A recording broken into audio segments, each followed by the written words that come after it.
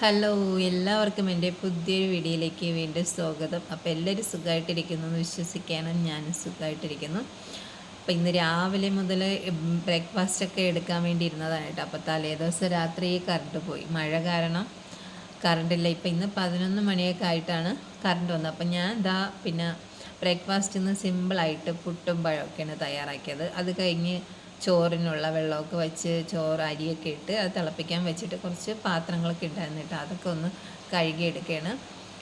അങ്ങനെ അതാണ് ബ്രേക്ക്ഫാസ്റ്റ് ഒന്നും ഉണ്ടാക്കാൻ വലിയ സിമ്പിളായിട്ട് തന്നെ ഉണ്ടാക്കിയതും പിന്നെ വീഡിയോ ഒന്നും എടുക്കാൻ പറ്റാത്തതും കേട്ടോ. ഇപ്പം മഴയും കാരണം കറണ്ടില്ല, എല്ലായിടും ഇതായിരിക്കുമല്ലേ അവസ്ഥ. പക്ഷേ നമ്മളെ വീട്ടമ്മമാരും മഴയായാലും വെയിലായാലും കിച്ചണിൽ കയറിയല്ലേ പറ്റുള്ളൂ ഇല്ലേ? നിങ്ങളുടെ അഭിപ്രായം എന്താണോ ഒന്ന് കമൻറ്റ് ചെയ്യണം കേട്ടോ. അപ്പം നമുക്ക് എത്ര ദിവസമൊന്നും പറഞ്ഞ് പുറത്തൊന്നും വാങ്ങിക്കാൻ പറ്റില്ലേ. അപ്പം നമ്മൾ അങ്ങനെ എല്ലാ ജോലിയും ഇങ്ങനെ ചെയ്തുകൊണ്ടിരിക്കുക. പക്ഷേ അത് നമുക്ക് ഹാപ്പിയാണല്ലേ, നമ്മൾ സന്തോഷത്തോടെയല്ലേ നമ്മൾ ഫുഡൊക്കെ ഉണ്ടാക്കി കൊടുക്കുന്നതും.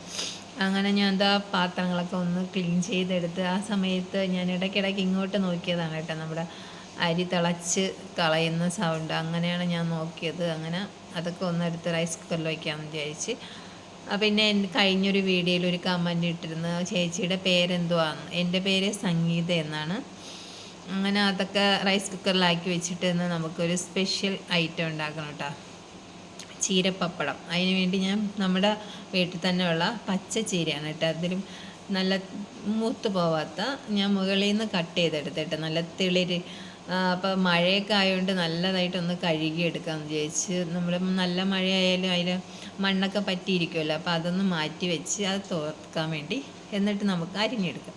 അപ്പോൾ ആ സമയത്ത് നമുക്ക് സിമ്പിളായിട്ടുള്ളൊരു മോര് കറി ഉണ്ടാക്കാം, തേങ്ങയൊന്നും അരയ്ക്കാത്ത.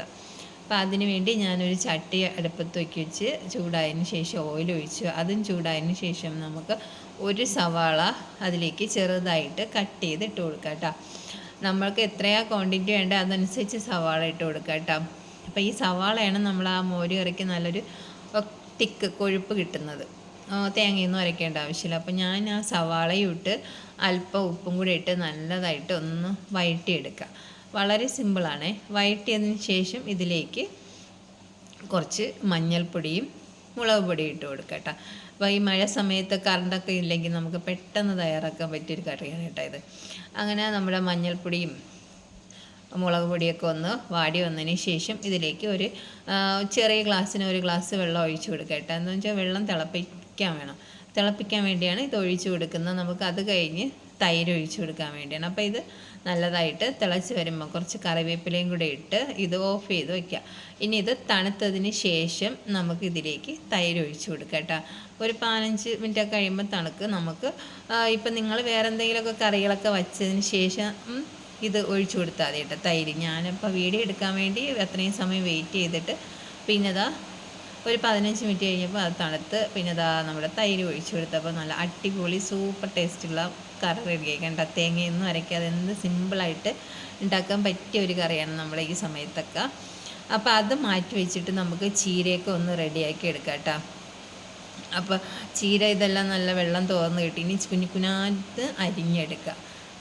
അപ്പം ഞാൻ ചവയ്ക്കുന്നത് ബാക്കിൽ ഏട്ടനും മക്കളൊക്കെ അവിടെ മാങ്ങ കട്ട് ചെയ്യണം കേട്ടോ. അതും കൂടെ കഴിച്ചുകൊണ്ടാണ് ഞാനിവിടെ ജോലിയൊക്കെ ചെയ്യുന്നത്. അങ്ങനെ ചെറുതായിട്ട് കട്ട് ചെയ്തെടുത്തിട്ട് നമുക്ക് സാധാ ചീര വയ്ക്കൂലേ അതുപോലെ ചട്ടി അടുപ്പത്തേക്ക് വെച്ച് ചൂടായതിന് ശേഷം ഓയിൽ ഒഴിച്ചു കൊടുക്കുക. അത് ചൂടായിട്ട് നമ്മൾ ചെറുതായിട്ട് കട്ട് ചെയ്ത് വെച്ച് ചീര ഇട്ട് കൊടുക്കുക. ഇതിൽ സവാളയൊന്നും ഇടേണ്ട ആവശ്യമില്ല കേട്ടോ, അതുകൊണ്ട് ചീര മാത്രം മതി. പച്ചച്ചീരയൊക്കെ കഴിക്കാൻ മടിയുള്ള കുട്ടികളാണല്ലോ, അപ്പോൾ ഈ രീതിയിലൊന്നും ഉണ്ടാക്കി കൊടുത്താൽ നല്ലതായിട്ട് കഴിക്കും അവർ. ഇനി അല്പം വെള്ളവും കൂടെ ഒഴിച്ചില്ലെങ്കിൽ ചിലപ്പോൾ കരിഞ്ഞു പോകും, അതുകൊണ്ട് എന്നിട്ട് മൂടി വയ്ക്കുക. ഇനി നമുക്ക് അതിനുള്ള അരപ്പൊന്ന് റെഡിയാക്കി എടുക്കുക. തേങ്ങയും വെളുത്തുള്ളി 2 അല്ലി വെളുത്തുള്ളിയും അല്പം മഞ്ഞൾപ്പൊടിയും ജീരകവും മുളക് പൊടി ഉപ്പും കൂടെ ഇട്ട് കൊടുക്കുക. ഉപ്പ് അല്പം ഒത്തിരി അങ്ങ് ആയിപ്പോകരുത് കേട്ടോ, അല്പം മതി. നമുക്ക് പപ്പടം ചേർക്കാനുള്ളതുകൊണ്ട് പപ്പടത്തിൽ നല്ല ഉപ്പ് കാണുമല്ലോ. അപ്പോൾ ഇതെല്ലാം ഒന്ന് ക്രഷ് ചെയ്തെടുക്കുക. ആ സമയത്ത് നമ്മുടെ ചീര നല്ലതായിട്ട് വാടി വന്നിട്ടുണ്ട് കേട്ടോ. ഇനി നമുക്ക് ഇതിലേക്ക് അരപ്പ് ചേർത്ത് കൊടുക്കുക.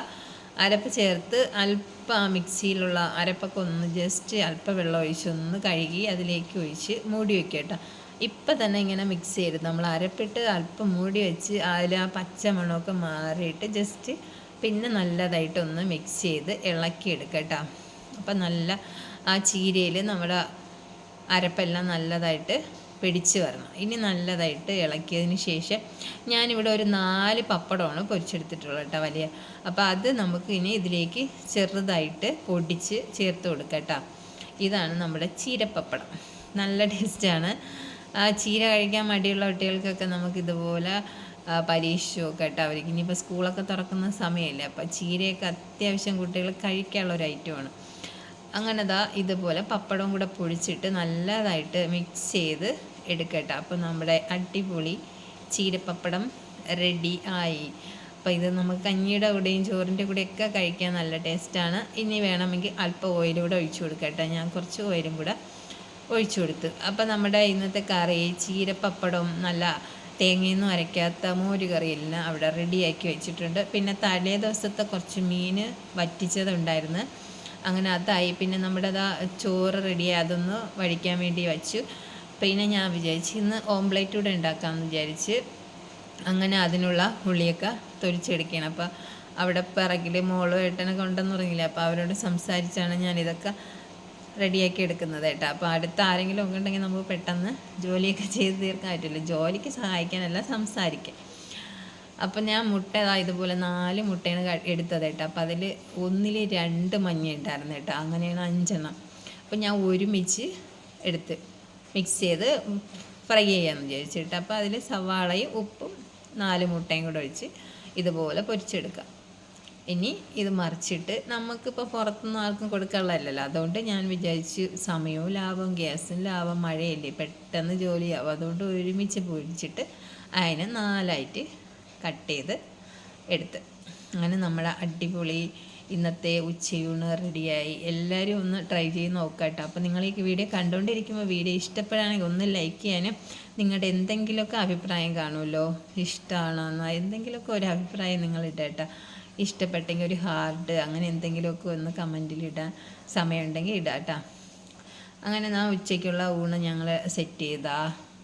ചോറ് മോര് കറി അടിപൊളിയാണ് കേട്ടോ, നല്ല ടേസ്റ്റായിരുന്നു. നല്ല കൊഴുപ്പൊക്കെ ഉണ്ട്, തേങ്ങയൊന്നും അരയ്ക്കാത്തതാണെങ്കിലും ആ സവാളയുടെ കൊഴുപ്പായിരിക്കും കേട്ടോ, നല്ല ടേസ്റ്റായിരുന്നു.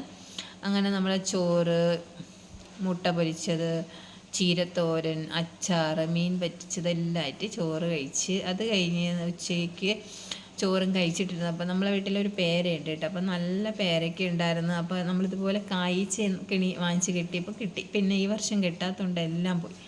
അപ്പോൾ ഇനി ഒരുപാട് കാ പിടിച്ചു വരികയാണ്. അങ്ങനെ അതൊക്കെ വാങ്ങിച്ച് കൊണ്ടുവന്നു. അപ്പോൾ അതൊക്കെ ചോറ് കഴിച്ചിട്ട് ഇടയാണ് പേരയിൽ. അപ്പോൾ ഇങ്ങനെ ഉള്ളവർ ഉണ്ടെങ്കിൽ ഇട്ട് നോക്കുക കേട്ടോ. ഫ്രൂട്ട്സൊക്കെ എന്തെങ്കിലും ഉണ്ടെങ്കിൽ വീട്ടിൽ ഇതുപോലെ കായ്ച്ചൊക്കെ വാങ്ങിച്ച് കിട്ടിയാൽ നല്ലതാണ്. പിന്നെ അത് കഴിഞ്ഞ് ഞങ്ങളൊരു ഉറക്കമൊക്കെ ഉറങ്ങി കഴിച്ച് വൈകുന്നേരം 4 മണി കഴിഞ്ഞ് കേട്ടോ. അപ്പോൾ ഇന്നൊരു കല്യാണമുണ്ട്. അപ്പോൾ നമ്മൾ സിമ്പിളായിട്ട് എന്തെങ്കിലും ചായ കുടിക്കാൻ ഉണ്ടാക്കണമല്ലോ. മക്കളൊക്കെ ഉള്ള വീട്ടിൽ നമ്മൾ എന്തെങ്കിലുമൊക്കെ ഉണ്ടാക്കാൻ നോക്കുമല്ലോ. വലിയവരാണെങ്കിൽ കുഴപ്പമില്ലല്ലോ, നമുക്ക് ചായ മാത്രം കുടിച്ചാൽ മതി. അപ്പോൾ ഞാൻ വിചാരിച്ചു പെട്ടെന്ന് ഉണ്ടാക്കാൻ പറ്റിയ ബ്രെഡ് റോസ്റ്റ് ഉണ്ടാക്കാമെന്ന്. അങ്ങനെ അതിനു വേണ്ടി ഇതും ഒരു മുട്ട പൊട്ടിച്ചതാണ് കേട്ടോ, 2 മഞ്ഞ ഉണ്ടായിരുന്നു, ഞങ്ങളെ വീട്ടിലെ കോഴിയിട്ടതാണ് കേട്ടോ. അപ്പോൾ മുട്ടയും പാലും ഒരല്പം ഓയിൽ, വെളിച്ചെണ്ണയും കൂടെ ഒന്ന് മിക്സ് ചെയ്യാം കേട്ടോ. നല്ല ടേസ്റ്റായിരുന്നു. കുട്ടികൾക്ക് ഇഷ്ടപ്പെടും, നമുക്കും ഇഷ്ടപ്പെടും കേട്ടോ, മുതിർന്നവർക്കൊക്കെ ഇഷ്ടപ്പെടും. അങ്ങനെ അപ്പോൾ ഇടയ്ക്ക് കറണ്ട് പോയതാണ് കേട്ടോ. ഇത് ഇൻവെർട്ടറിൻ്റെ ലൈറ്റാണ്. പിന്നെ ആ ബ്രെഡിൽ മുക്കി ഇതുപോലെ ഒന്ന് ഫ്രൈ ചെയ്ത് എടുക്കുക കേട്ടോ. നല്ല ടേസ്റ്റായിരുന്നു, നല്ല സോഫ്റ്റാണ് കേട്ടോ. ഇനി അത് ചെറിയ തീയിൽ വെച്ച് ഒന്ന് വേവിച്ച് വീണ്ടും ഒന്ന് തിരിച്ചിട്ട് എടുക്കുക കേട്ടോ. അടിപൊളിയാണ് കേട്ടോ. ട്രൈ ചെയ്ത് നോക്കാം കേട്ടോ. ധൈര്യമായിട്ട് കുട്ടികൾക്കൊക്കെ ഉണ്ടാക്കി കൊടുക്കാൻ മസ്റ്റായിട്ട് അവർക്ക് ഇഷ്ടപ്പെടുകയും ചെയ്യും. അങ്ങനെ ഞാനതും റെഡിയാക്കി എടുത്ത് ഇനി പിന്നെ ഇന്ന് വേറെ ജോലിയൊന്നുമില്ല. ഇനി കിച്ചണൊക്കെ ഒന്ന് ക്ലീൻ ചെയ്യുക, പിന്നെ റെഡിയാവണം, കല്യാണത്തിന് പോകണം. നല്ല മഴയുമാണ് കേട്ടോ. ഈ സമയത്തൊക്കെ കല്യാണം വയ്ക്കുന്നവരുടെ അവസ്ഥ ഞങ്ങൾക്കും ഉണ്ട്. ജൂൺ 10 എൻ്റെ കൊച്ചു മാമയുടെ ഏറ്റവും ഇളയ അങ്കിളിൻ്റെ മോളെ കല്യാണമാണ്. അന്ന് എന്താവും അറിഞ്ഞൂടാ, എന്നാലും പോയാലല്ലേ പറ്റുള്ളൂ. അങ്ങനെ അതൊക്കെ റെഡിയാക്കിയപ്പോൾ ഇവിടെ ഒരു പരീക്ഷണം നടത്തേനെ കേട്ടോ. അവർ പഞ്ചസാര ഇട്ട് ഉണ്ടാക്കാൻ വേണ്ടി അവർ ഇതിൽ നിന്ന് മുട്ടയിൽ നിന്ന് കുറച്ചെടുത്ത് ഇട്ട് വയ്ക്കിയതാണ്. പക്ഷേ അത് അത്ര ടേസ്റ്റ് ഇല്ല കേട്ടോ. പഞ്ചസാര നമ്മൾ നോർമലി ഉണ്ടാക്കുന്നത് തന്നെ ടേസ്റ്റ്, ബ്രെഡ്, മുട്ടയും പാലും ഓയിലും. അങ്ങനെ അത് റെഡിയാക്കി പിന്നെ ചായയൊക്കെ ഒഴിച്ചെടുത്ത് ഇനി അതൊക്കെ കുടിച്ചിട്ട് നമ്മളെ കിച്ചണൊക്കെ ഒന്ന് ക്ലീൻ ചെയ്തിട്ടിട്ടാണ് ഞാൻ പോകണം കേട്ടോ. നമുക്ക് വരുമ്പോൾ എന്നാലേ ഒരു ആശ്വാസമുള്ളൂ. ഇല്ലെങ്കിൽ വീണ്ടും അവിടെ ഒന്ന് ക്ലീൻ ചെയ്ത് വൃത്തിയാക്കി പിന്നെ ഇവിടെ ഇരുന്ന് ചെടിയൊക്കെ ഉണ്ടല്ലോ അതൊന്ന് വെയിലും മഴയൊക്കെ ഒന്ന് കൊള്ളണ്ടേ. അങ്ങനെ അതുമൊക്കെ എടുത്ത് പുറത്ത് വെച്ച് പിന്നെ ഞങ്ങൾ റെഡിയായി പോകാൻ വേണ്ടി ഇറങ്ങാനായിട്ട്. അടിപൊളി മഴയുണ്ടായിരുന്നു, എന്നാലും പോയാലല്ലേ പറ്റുള്ളൂ. അങ്ങനെ കാറിൽ കയറിയ പിന്നെ ഞങ്ങൾ അവിടെ എത്തിയേട്ടാ. കല്യാണ വീടല്ല, ഓഡിറ്റോറിയം. ഞങ്ങളെ പള്ളിയുടെ തന്നെ താഴെയാണ് കേട്ടോ ഓഡിറ്റോറിയം ഉള്ളത്. അങ്ങനെ അവിടെ ഫുഡൊക്കെ കഴിച്ച്, ഫുഡ് അത്രയ്ക്ക് ടേസ്റ്റൊന്നും ഇല്ലായിരുന്നു കേട്ടോ. അപ്പം ഇന്നത്തെ വീഡിയോ വിശേഷം ഇത്രയൊക്കെ തന്നെയാണ്. അടുത്ത വീഡിയോയിൽ വീണ്ടും കാണാം. ഓക്കെ.